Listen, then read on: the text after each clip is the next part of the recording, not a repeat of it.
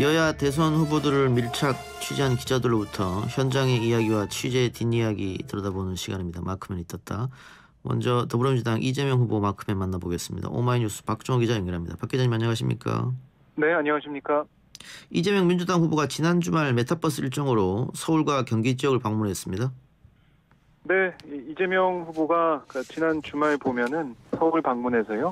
특히 젊은이들이 많이 모이는 연트럴파크라고 우리가 부르는 경의선 숲길공원을 방문했습니다.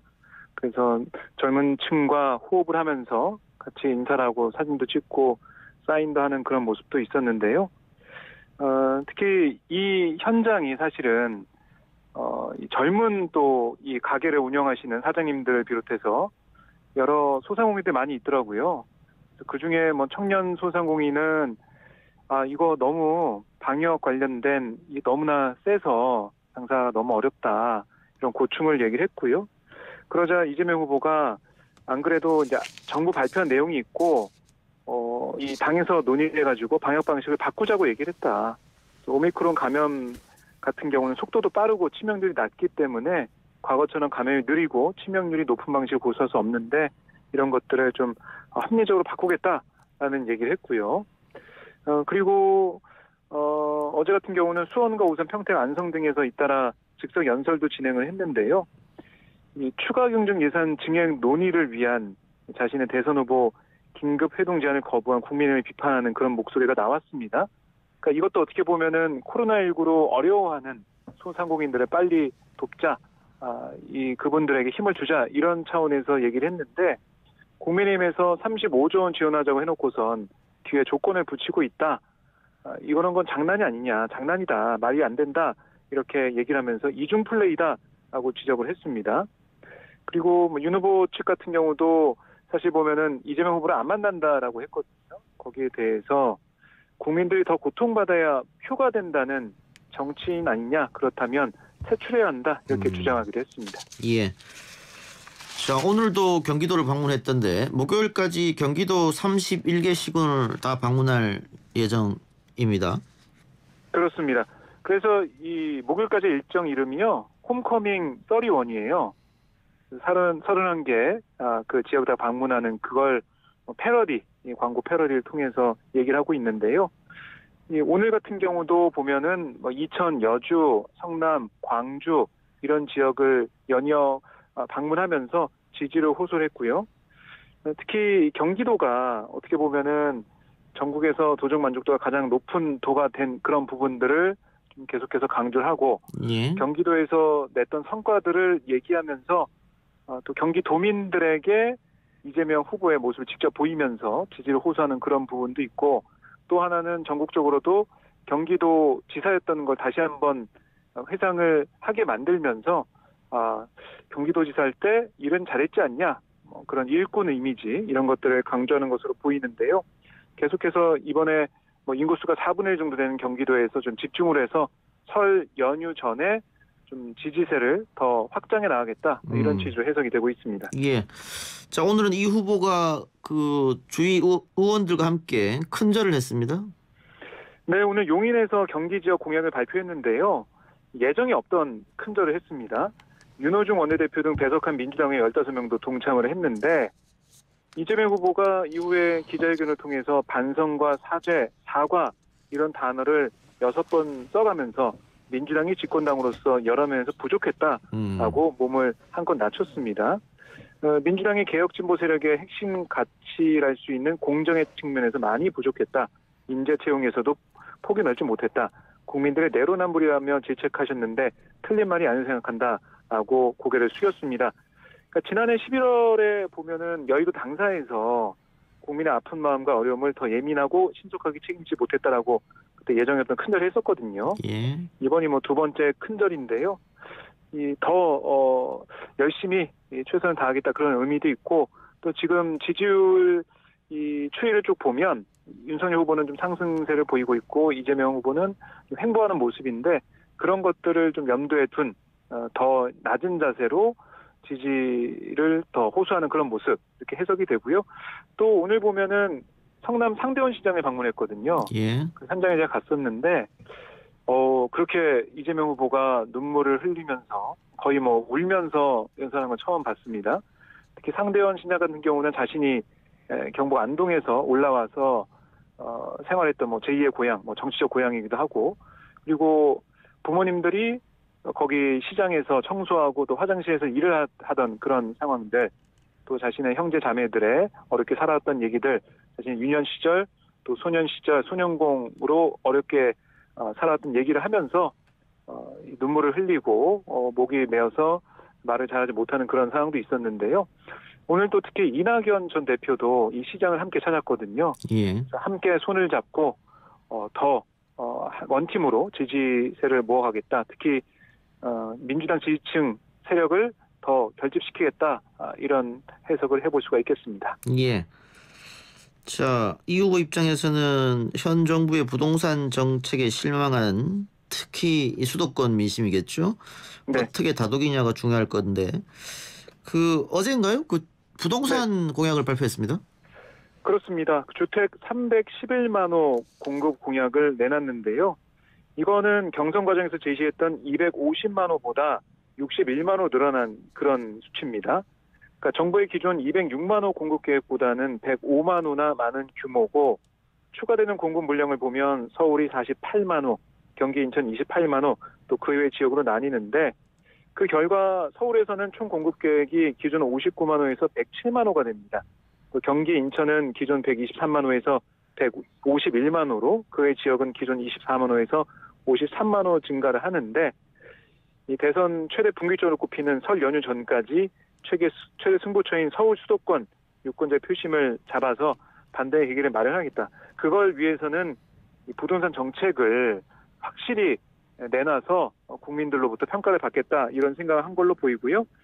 또 신규 공공택지 개발 방안 같은 경우는 김포공항을 옮기냐 마냐 이런 얘기가 있었는데, 그걸 존치하고 주변 공공택지를 개발해서 8만 호, 또 용산공원 일부 부지와 주변 반환 부지를 활용해서 10만 호, 태릉, 홍릉, 창동 같은 국공유지에 활용해서 2만 호, 1호선 지하화로 8만 호, 이런 것들을 제시했고, 청년 등 생애 최초 주택 구입자에 대해서는 금융규제 대폭 완화하고, 또 공급 물량의 30%를 무주택 청년에게 우선 배정하겠다라고 강조했는데, 그럼 문재인 정부의 이제 부동산 정책에 대해서 사과도 하면서 현 정부의 차별화, 또 앞으로 있을 TV 토론 이런 것을 통해서도 이 부동산 정책을 계속 강조하겠다라는 그런 의지를 읽을 수가 있었습니다. 예. 윤 후보를 겨냥한 발언도 계속 이어지고 있습니다.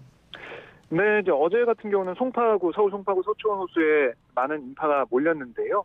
여기서 윤 후보를 겨냥해서 무능한 운수에 맡기지 말고 유능한 리더의 합리적 판단을 존중하자.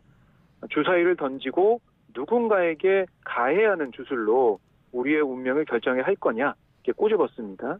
무속 논란을 계속 지적을 하고 비판하는 모습이었고요. 그다음에 오늘 이천에서 진행한 연설을 보면 분열과 증오를 이용해 40대 50대를 포위해 이겨보자는 세대 포위론이 말이 되냐? 예. 그러니까 국민들 편갈라서 싸우게 하고 증오해서 표를 얻으면 정치가 아니라 망국행위다. 편갈라 싸우는 청년을 이용해 더 많이 싸우고 증오하고 갈라서라고 부추기면 되겠냐라고 직격탄을 날렸습니다. 어쨌든 이 화합과 세대 포용, 이걸 좀 차별화를 좀 보이려는 것 같고요. 그리고 윤석열 후보, 김건희 씨 관련된 그 무속 논란, 이걸 계속 부각시켜서 국민들에게 국정 운영, 특히 뭐 제2의 국정 논란이 돼서는 안 된다, 이걸 계속 강조를 하는 그런 모습이었습니다. 예. 이번 주 이 후보 일정 알려주시죠. 네, 내일 농업 공약이 발표가 되고요. 26일엔 노동 공약, 또 27일엔 장애인 공약 발표가 예정돼 있습니다. 그리고 내일도 뭐 가평, 그리고 남양주, 그리고 의정부 이런 등등에서 경기도 지역 메타버스 일정을 진행하는데요. 이 일정을 보면 거의 1시간 단위예요. 그만큼 연설을 집중 있게 하고 제일 좀 많이 돌아다닐 수 있는 그런 일정을 짜서 특히 경기도 지역에 심혈을 기울이겠다, 이런 전략을 읽을 수가 있습니다. 알겠습니다. 기자님 오늘 말씀 고맙습니다. 네, 고맙습니다. 지금까지 오마이뉴스 박종호 기자였습니다.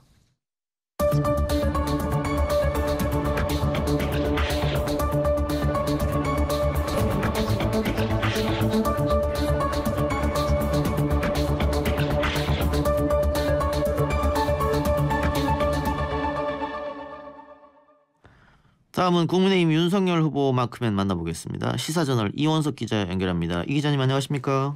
예, 안녕하십니까? 자, 김건희 씨 녹취록 최초 보도를 했던 MBC 스트레이트는 2회차 방영분을 내보내지 않았고요. 그럼에도 네. 불구하고 추가적으로 녹취록이 공개되고 있습니다. 유튜브를 통해서 공개되고 있는 거죠? 예, 주말 중 MBC 뉴스데스크를 통해 추가 보도가 있었고, 또 유튜브 채널들에서도 좀 이번에 녹음 당사자였던 서울의 소리를 비롯해서 열린공감 TV 등 유튜브 채널에서 추가로 내용들이 공개되고 있습니다. 그리고 저 또한 주말 중 녹취 내용이 좀 글로 적힌 녹취록 전체를 입수해서 읽어볼 수가 있었습니다. 아직까지 모든 기자들이 뭐 갖고 있는 것은 아닌 것 같지만 슬슬 타 언론사들에게도 나머지 내용들이 좀 가고 있는 것으로 보이고요. 예. 저 역시 지금 좀 검토하고 있는 상황이지만 좀 더 추가 보도가 나올 수 있는 상황인 것 같습니다.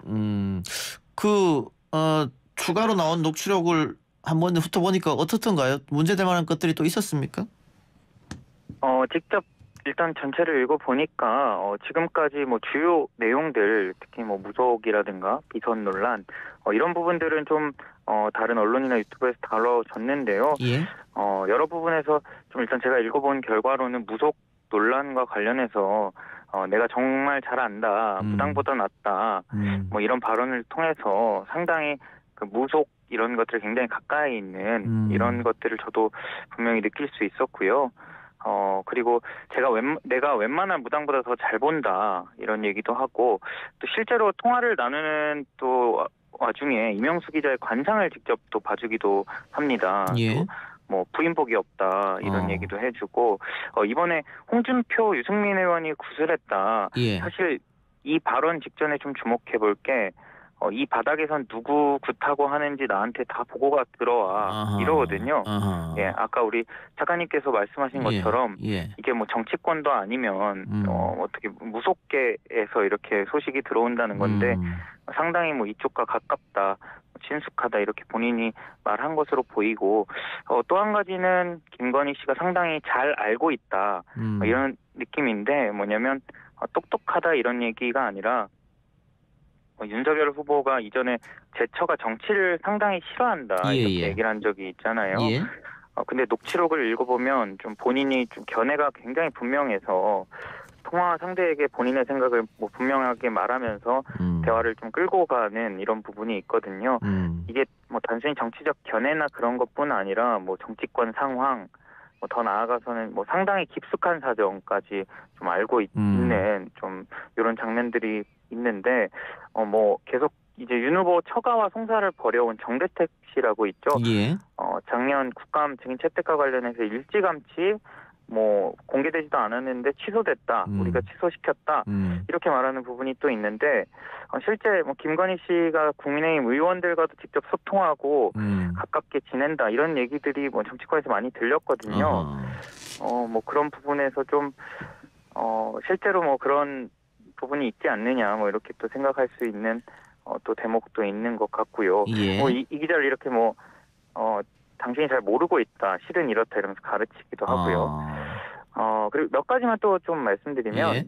김건희 씨 커뮤니케이션 방법이 굉장히 녹취록에서 잘 드러나는데 이번 녹취 외에도 몇몇 언론과 계속 통화하면서 보면 꼭 나이를 얘기하면서 이제 누나다, 내가 누나고 네가 동생이다, 뭐 이런 식으로 좀 관계를 좀 설정하고 그리고 또 상대방을 계속 칭찬하면서 뭐 이렇게 마음을 얻으려고 하는 뭐 이런 좀 장면들이 좀 부각이 되고 그리고 처음 MBC 녹취가 공개됐을 때 이명수 기자에게 우리 캠프로 와라. 예. 정보업 이런 걸 해라라고 얘기한 것에 대해서 국민의힘에서는 그냥 의례적으로 한 거다. 상대 쪽에서 먼저 힘들다 뭐 이런 얘기를 해서 의례적으로 한 거다 이렇게 해명을 했는데 실제 녹취록을 보니까 이명수 기자는 뭐 전혀 그런 말을 꺼내지 않았더라고요. 근데도 우리 팀으로 왔으면 좋겠다 하는 말을 반복적으로 꺼내고 또 뭐 손금을 봐주면서 뭐 손금을 보니까 이직할 운이 보인다 이러면서 캠프로 와라 이렇게 얘기하거든요. 이런 부분들이 뭐 국민의힘 해명이 좀 분명하게 틀렸다 이렇게 볼 수 있었던 것 같습니다. 예, 그럼 크게는 첫 번째는 정치에 굉장히 관심이 많다. 그러니까 윤석열 후보의 이야기와는 좀 다른 점이고 두 번째는 이제 무속 논란인데 기자님 이야기 들어보니까 무속 논란은 그럼 당분간은 계속 좀 시끄러워질 것 같네요. 그럴 것 같습니다. 지금 녹취록뿐만 아니라 사실 뭐 건진법사 관련된 내용은 녹취록 외에 또 나왔던 부분이고 상당히 계속 지금 뭐 큰 뇌관으로 남아 있는 것 같습니다. 음. 추가 보도들이 계속 이어질 수 있을 것 같고요. 예. 뭐 녹취록에 또 무정수님도 등장하니까 말이죠. 예, 그렇습니다. 알겠습니다. 근데 김건희 씨가 두 번째로 사과한다 이런 얘기도 또 당에서 조금 나오는 것 같은데 어떻게 예. 보세요?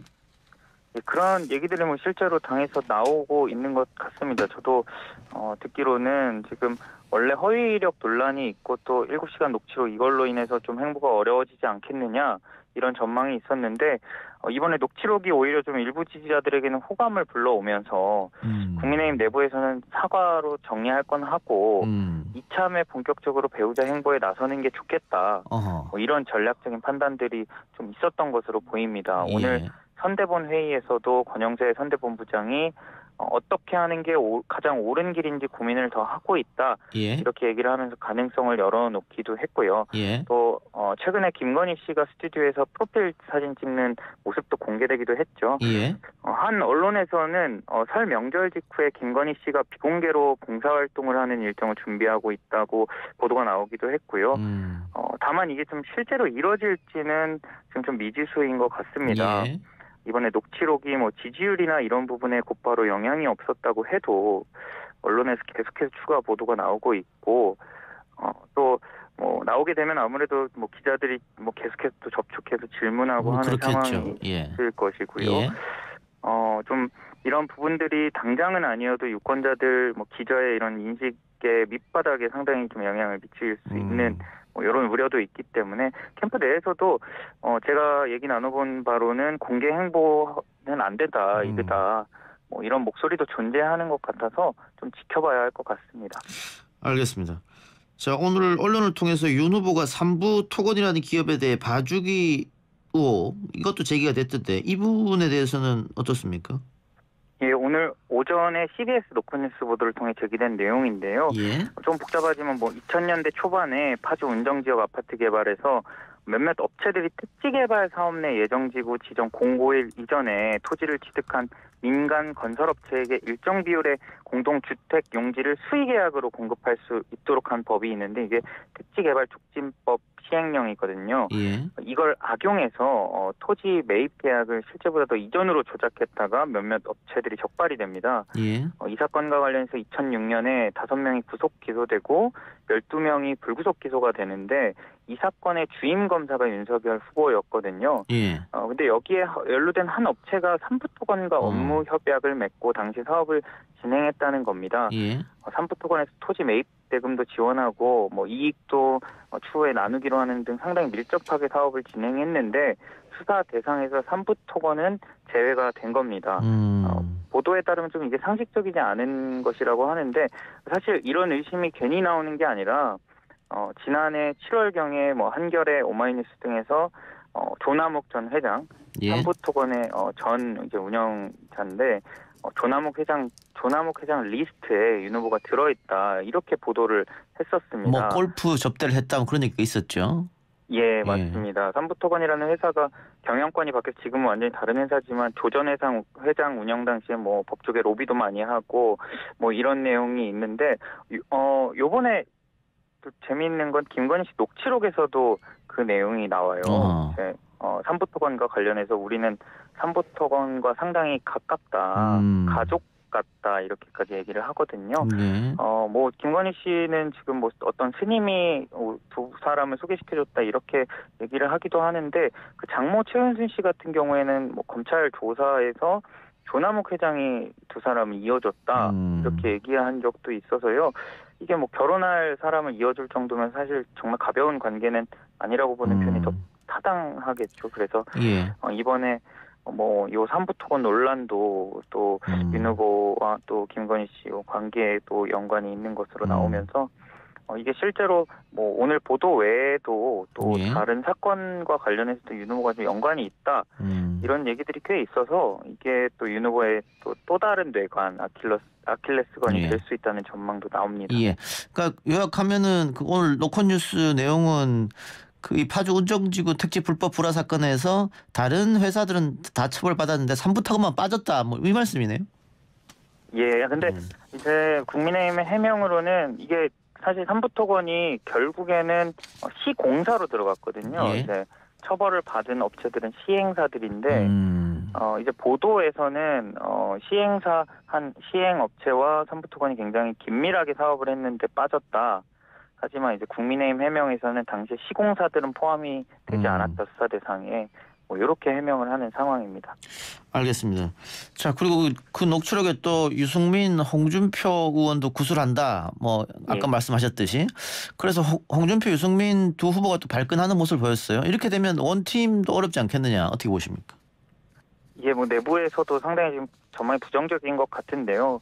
홍 후보의 공천 논란이 있었고 또 군 논란까지 지금 유승민 의원 측도 계속 지금까지 잠잠하게 있었는데 이번에 아주 발끈했거든요. 허위다 날조다 하면서 이렇게 발끈까지 했는데 여러 국힘 관계자들 얘기를 들어보면 지금 윤 후보와 경선 경쟁자들 사이에 상당히 갈등의 골이 높고 또 윤 후보 측에서도 적극적으로 원팀을 만들려는 그런 시도는 보이지가 않는다. 뭐 이런 얘기가 들리면서 부정적인 전망이 크고요.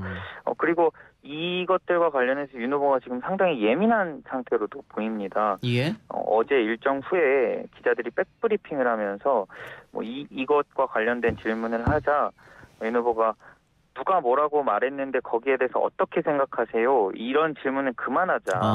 그러니까 이것에 대해서 이런 발언에 대해서 어떻게 생각하세요? 라는 것에 대해서 이런 질문 좀 그만하자. 이렇게 좀 짜증 섞인 태도를 보였습니다. 기자들도 조금 놀란 그런 상황이었는데요. 이런 부분들을 볼 때 좀 원팀 이 부분에 대해서 윤 후보도 지금 상당히 예민해져 있는 이런 상황으로 보입니다. 그렇게 질문은 하지 말라고 했는데 기자가 또 질문을 하니까 아까 내가 얘기했지 않느냐 뭐 이런 모습을 또 보여서 맞습니다. 그 기자님 이야기처럼 그 부분을 굉장히 좀 예민하게 받아들여지지 않나 이런 생각도 합니다. 알겠습니다. 그 끝으로 윤석열 후보 이번 주 일정 알려주시죠. 윤 후보는 최근 이제 공약 언박싱이라고 해서 시민들이 공약 위키라고 하는 곳에 각종 정책을 제안하면 이를 실제 공약으로 만들어서 발표하는 행보를 계속하고 있는데요. 오늘 외교안보 정책을 발표했고 또 이번 주 내에 경제, 사법개혁 등 주요 분야 정책에 대한 비전도 발표할 계획이라고 합니다. 아울러 윤 후보가 원래는 이번 주에 호남, 제주 방문 일정이 있었는데요. 하지만 지금 이르면 30일에 이재명 후보와의 TV 토론이 예정돼 있잖아요. 그래서 강한 또 이게 변수가 될 수 있다는 좀 판단하에서 윤 후보가 이런 지방 일정들을 모두 미루고 TV 토론에 집중하는 그런 한 주를 보낼 것으로 전해지고 있습니다. 그 TV 토론에 대해서는 뭐 민주당 지지층은 뭐 이재명 후보가 워낙 다변이고 달변가고 하니까 TV 토론을 통해서 좀 떨어진 지지율을 만회할 수 있을 것이다. 그런 기대를 하고 있습니다만 그 나름 국민의힘에도 준비를 하고 있고 또 윤석열 후보가 지난번 뭐 홍준표 의원과 경선 때 1대1 토론한 거 보니까 윤석열 후보 토론 실력이 그렇게 형편없는 건 아니다 또 그런 얘기도 있단 말이죠. 그런 시각도 있고 또 한편으로는 좀 윤 후보가 좀 말실수나 이런 문제들이 많았는데 그래서 이재명 후보와 반대로 좀 기대감이 조금 덜하기 때문에 그렇기 때문에 좀 뭐 TV 토론에서 좀 변수가 덜하지 않냐 뭐 이런 시각도 있는 것 같습니다. 그러니까 이재명 후보에 대한 그 지지자들의 기대감은 상당히 높고 토론회에서 윤석열 후보에 대해서는 기대감이 높지 않으니까 어느 정도만 선방하더라도 박수 받을 수 있다. 뭐 그런 얘기가 나올 수 있다는 말씀이죠. 뭐 그럴 수 있을 것 같습니다. 알겠습니다. 기자님 오늘 말씀 고맙습니다. 감사합니다. 지금까지 시사저널 이원석 기자였습니다.